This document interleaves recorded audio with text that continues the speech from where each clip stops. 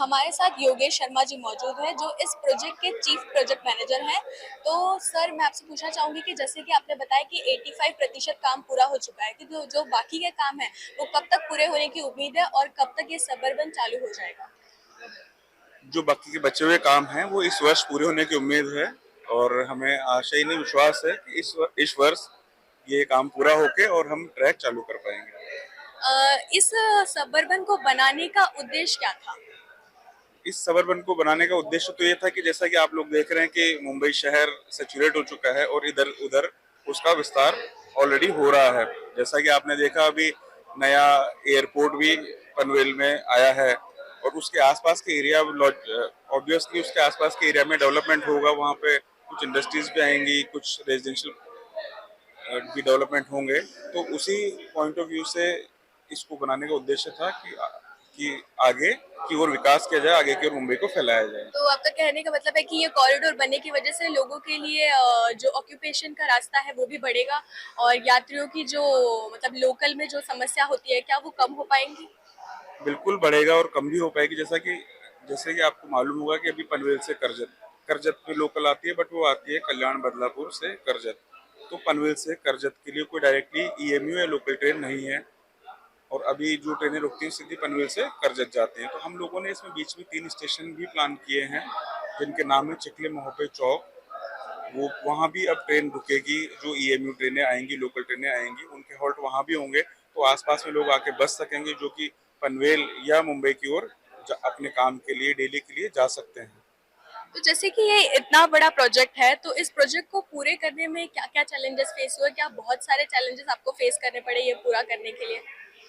जी बिल्कुल, आपने बात तो सही की है। यहाँ पे वाकई में बहुत सारे चैलेंजेस थे, बिकॉज एक तो यहाँ पे आपको शायद ज्ञात होगा ऑलरेडी कि ये इको सेंसिटिव जो हमारा अलाइनमेंट है वो इको सेंसिटिव जोन में से जाता है, नंबर वन।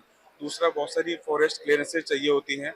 फिर हमको प्राइवेट लैंड एक्वायर करनी पड़ी, कुछ गवर्नमेंट लैंड एक्वायर करनी पड़ी और कुछ फॉरेस्ट लैंड एक्वायर करनी पड़ी। तो फॉरेस्ट लैंड एक्वायर करने का जो काम है वो अपने आप में एक बहुत बड़ा चैलेंज होता है। उसमें डिफरेंट डिफरेंट स्टेजेस होती हैं अप्रूवल्स की, वो लेने में काफ़ी समय लग गया। 2022 में हमें फॉरेस्ट क्लियरेंस की स्टेज 1 प्राप्त हुई और स्टेज 2 अभी अभी प्राप्त हुई है। स्टेज 1 में तो ये है कि आप काम करने की आपको अनुमति मिल जाती है और उसके कुछ समय में एक डिफाइंड पीरियड होता है जिसके अंदर आपको स्टेज 2 क्लियरेंस भी लेनी पड़ती है कुछ कंप्लायंसेस करके। तो वो भी हमें हो चुकी है। तो 2022 में हमें स्टेज 1 क्लियरेंस मिली, उसके बाद ही हम काम कर पाए, नंबर वन। नंबर टू, यहाँ पे आप देख सकते हैं कि जिस तरह का हिली टेरेन है तो बहुत सारी कटिंग इन्वॉल्व है और बहुत सारी फिलिंग इन्वॉल्व है। तो जो अर्थवर्क का जो क्वांटम है, कोई भी आप एक नॉर्मल प्रोजेक्ट करते हैं किसी प्लेन क्षेत्र में करते हैं उससे लगभग दुगना क्वांटम अर्थवर्क का यहाँ पे होता है और कटिंग का तो ऑब्वियसली प्लेन्स में नहीं होता, इसी तरह के टेरेन में होता है। आपने पीछे भी देखा होगा, मैंने सुबह भी बताया था कि कटिंग की जो डेप्थ है वो 25-25 मीटर तक हमको कटिंग करनी पड़ी। फिर ये जो क्षेत्र है यहाँ पे बसाल्ट रॉक्स हैं जो कि काटना उनको ईजी नहीं होता है। हाँ, इसका एक अपना एडेड एडवांटेज ये भी है कि वो रॉक थोड़ी स्टेबल टाइप की होती है, तो काटने के बाद उसके गिरने की या बाद में गिरते रहने की संभावना कम होती है, बट उसको काटने में उतना ही एफर्ट लगता है। तो एक बहुत बड़ा टास्क था। देन हमको जो यहाँ पे जो बारिश होती है वो बहुत ज़्यादा होती है, लगभग 4000 mm से ज़्यादा बारिश इस क्षेत्र में होती है और वो जो चलती है वो लगभग नवंबर से मई जून से स्टार्ट होकर अक्टूबर तक नॉर्मली रहती है। पिछले 1-2 साल से ये देखा जा रहा है कि वो नवंबर तक चलती है और मई में स्टार्ट हो जाती है। तो हमें इफेक्टिवली वर्किंग सीजन 5 से 6 ही महीने मिल पाता है। फिर उसके बाद कुछ रिहेबिलिटेशन एंड रिसेटलमेंट करना पड़ता है, जो क्योंकि हम एक नया कॉरिडोर बना रहे हैं तो कुछ जगह घर इस तरह के घर हैं तो उनको आपको रिसेटल करना पड़ेगा, तभी आप अ, उस जगह पे काम कर पाएंगे क्योंकि उनको अदरवाइज परेशानी होगी। फिर हमारा इस तरह के थे चैलेंजेस, बट यस, उन सब चीज़ों के इंजीनियरिंग सॉल्यूशन आज की डेट में पॉसिबल हैं, अवेलेबल हैं, क्योंकि इंजीनियरिंग में बहुत ज़्यादा एडवांसमेंट हो चुका है। और अभी जो 15% काम बचा हुआ है उसमें मेजर फोकस क्या है, मतलब कौन से मेजर काम बचे हुए हैं?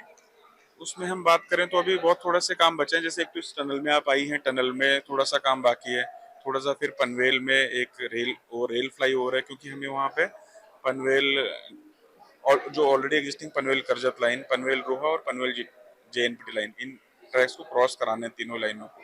तो वहाँ पे कुछ काम बचा है और कुछ स्टेशन बिल्डिंग के काम और ट्रैक के बच्चे कुछ काम बचे हैं। बहुत ज्यादा कुछ बचा नहीं है, बट जो भी थोड़े बहुत बचे हों इस तरह के काम। और ये टनल में हम देख सकते हैं बहुत सारे रेड बॉक्सेस लगाए हैं छोटे छोटे, तो वो किससे रिलेटेड है, कुछ बता पाएंगे? ये मतलब जो टेक्निकल कुछ। ये रेड बॉक्सेस जो हैं ये फायर फाइटिंग से रिलेटेड हैं, और हमने वेरियस सेंसर्स यहाँ पे प्रोवाइड किए हैं जो सेंस करेंगे। इस टनल के बारे में बताता हूँ आपको। जैसे ये जो टनल है, यहाँ पे हर 200 मीटर पे फैंस लगे हुए हैं, जेट फैंस। वो हवा का प्रवाह इस तरह से इंश्योर करेंगे कि हवा एक तरफ से प्रवाहित होती रहे, क्योंकि टनल की लेंथ ज्यादा है, लगभग 2600 मीटर है, तो एक तरफ से आए दूसरी तरफ से जाए, इसके लिए जेट फैंस प्रोवाइड किए हैं। देन यहाँ पे लाइटिंग का अरेंजमेंट है, और तो उन सबको एसेस करने के लिए यहाँ बहुत सारे सेंसर्स लगे हुए हैं, और स्काडा बेस्ड मॉनिटरिंग सिस्टम होगा। टनल के दोनों एंड पे कंट्रोल रूम होंगे, वहाँ पे हमारे ऑपरेटर्स होंगे जो देख सकेंगे कि सेंसर जो वार्निंग जनरेट करेंगे तो उसका रेक्टिफिकेशन इमीडिएटली किया जा सकेगा। उसी प्रकार के कोई ये सेंसर है। Thank you so much sir.